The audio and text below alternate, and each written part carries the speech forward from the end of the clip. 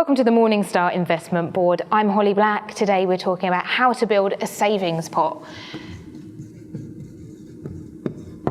Everyone should try and have a savings pot, regardless of what you're planning to do with that money. It might be an emergency pot in case the boiler breaks, rainy day savings in case you suddenly decide you need to get away from it, or saving towards a future goal, house, retirement, something like that. This comes with a caveat. I'm going to do a little warning sign. That's how important this caveat is. Debt. In most instances, it makes sense to pay down your debt before you start setting aside money into a savings pot. Why is that? Because it's more expensive to have debt. You'll pay more in interest than you can earn on a savings account. Exceptions to that would be things like a student loan, which are ultra low rates and quite long term, quite big, sizable debt piles. You're not going to be able to just pay down in a few months. And something like a mortgage, which again, a long-term, quite low rate type of debt. So with that said, terms and conditions all out of the way there. Savings. The traditional rule for savings is think of your wage as 3 pots. 50% of your wage should go on needs. That's things like your rent, groceries, electricity, water bill, things you really have to pay even though you probably don't want to. 30% is much more fun, that's for wants. So that's things you don't need, but they make you happy. Maybe it's a new pair of shoes, some clothes, a holiday, eating out, going to the theatre, whatever makes you happy and that you want to spend your money on. Final 20% is savings.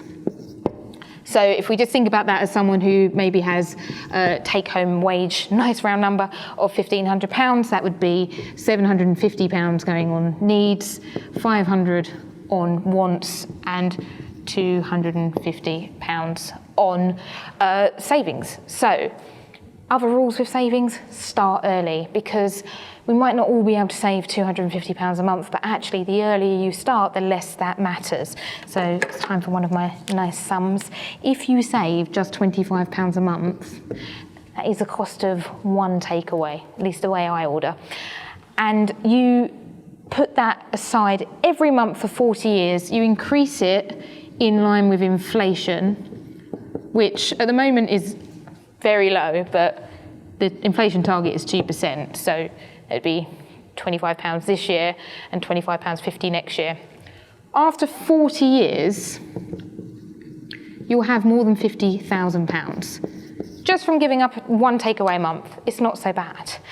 And let's do some more sums, because why not? Let's treat ourselves. Let's think about someone who can save £300 a month. Maybe they're a little bit wealthier and have some, less debt, so a little bit more money to set aside. We'll think about this lady. She's going to start saving at age 30, her £300 a month. This chap, he's a procrastinator. He doesn't start saving till age 35. If they both invest their £300 a month, and it grows for both of them at a rate of 8% a year. Sounds like a lot. The way the stock market moved this year, it's not that much. By the time they reach age 60, maybe they want to take an early retirement. Early Edwina has got £688,000, whereas late stuff Larry has only got £447,000, just from not starting 5 years earlier. That is the power of long-term savings. So saving is really boring, and the reason we don't do it is because it's kind of one of those things we don't get around to. So we have to build it into our behaviours and make it less effort. There's some really easy ways to do that. One is set up a direct debit out of your bank account, and then you don't have to remember to transfer money from your main account into a savings account. Set it up for the day after payday. Not alternatively, as well as get an app, and this could be available through your bank or a third-party app that rounds up your spending. So, for example, if you go and buy a coffee for £2.80, it rounds up 20p to £3, and the extra 20p goes into a savings account. Doesn't sound like much, but consider all those 20p's and 10p's and 30p's over the course of a year. and it builds up over time. You should also increase this direct debit every time you get a wage increase. Do it straight away, otherwise we fall into a lifestyle trap where our spending rises in line with our earnings, but our savings don't rise in line. And if you ever come into any extras, an inheritance, a work bonus, maybe you won the lottery, put it in a savings account. Sure, do something nice with it, but also put some in a savings account.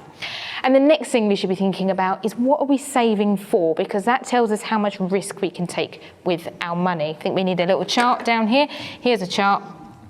So this is no risk, and this is some risk. So if we are saving for an emergency fund, we need that money. We need to know it's safe in the bank for when something goes wrong. We are going to take no risk. It's just going to go into a high street savings account. It probably won't earn very much money, it probably won't grow, but it's safe. If we're saving for a goal, maybe we're saving for a house deposit or our wedding, it's maybe a few years away, so we'd like to try and boost the growth a little bit, but we can't afford for the value of the money to go down. We can take a tiny bit more risk. So maybe something like a very low risk fund that's mostly fixed income, that's not going to dash around with the stock market. Then if we think of longer term goals, saving for retirement, we have unfortunately 40 years of work in which to save for retirement. We can afford to start ramping up the risk there. And if you're saving for the children or the grandchildren, they have even longer. If you're starting at birth, they maybe don't need that money until they're retiring at 68. We can ramp up the risk even more. So that's how we should think about savings. We should think about how much can we save, how can we increase that to build our savings over time, and what do we need the money for.